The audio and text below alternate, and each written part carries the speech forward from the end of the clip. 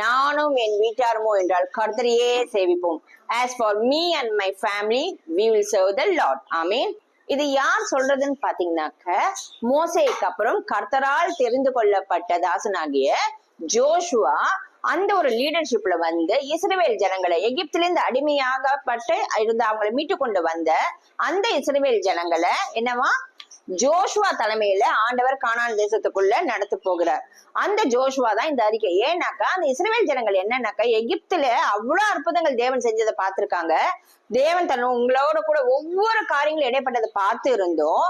அதை விசுவாசித்தும் இருந்தாலும் என்ன பண்றாங்க, ஒரு பிரச்சனை, ஒரு போராட்டம், ஒரு என்ன சொல்ற ஒரு யுத்தம்னாக்கா அவங்க உடனே என்ன பண்றதுன்னா தாங்க விட்டு வந்த காரியங்கள், இல்ல தேவையில்லாத காரியங்கள், இல்ல தேவனுக்கு பிரியமில்லாத காரியங்கள், இல்ல தேவையில்லாத அந்த விக்கிரகங்களை வழிபடுறது, அப்படி இப்படின்னு பாத்தீங்கன்னாக்கா அந்த ஆரோனை வச்சு அந்த கன்றுக்குட்டியை வச்சு செய்ய காரியங்கள், இந்த மாதிரி ஒன்னொன்னுத்துக்கும் அவங்க புலம்பி முறுமுறுத்து தேவனை விட்டு தூரம் போய் அவங்க என்ன பண்ண ஆரம்பிச்சுறாங்க, வேற ஒரு இதை வழிபட ஆரம்பிச்சுறாங்க. இல்லைனாக்கா வேற ஒரு காரியத்தை தேவனாக முன்பாக கொண்டு வந்துடுறாங்க. நம்ம கூட ரட்சிப்புக்குள்ள வந்திருப்போம், ரட்சிக்கப்பட்டிருப்போம். இருந்தாலும் இன்னைக்கு கொஞ்சம் உங்களை சுய பரிசோதனை பண்ணி பாருங்களேன்.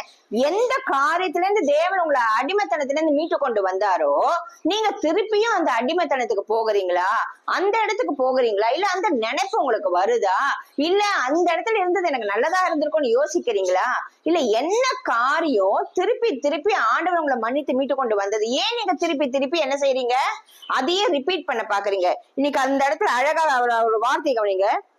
நீங்கள் கர்த்தருக்கு பயந்து, யாருக்கு பயந்து, வானத்தையும் பூமியும் சர்வ வல்லமை உள்ள தேவன் படைத்த சர்வ வல்லமை உள்ள தேவனுக்கு பயந்து நீங்கள் உண்மையும் உத்தமமாய் சேவித்தீங்க.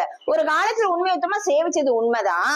ஆனா என்னவா, உங்கள் பிதாக்கள் நதிக்கு அப்புறத்தில் எகிப்திலும் சேவித்த தேவர்களை அகற்றிவிட்டு கர்த்தரையே சேவிங்கள். அதாவது உங்க பிதாக்கள்லாம் எகிப்துல சில காரியங்கள் பண்ணியிருந்தாங்க, அது எல்லாத்தையும் நதிக்கு அப்புறத்துல அகற்றி விட்டு உங்க பிதாக்கள் வந்து என்ன பண்ணாங்க, அகற்றி விட்டு கர்த்தரை சேவிங்கள். அவங்க சேவிச்சதெல்லாம் நீங்க அகற்றி விட்டுட்டு வந்துருங்க. நீங்க இப்ப கர்த்தரை மாத்திரமே சேவிக்கணும்.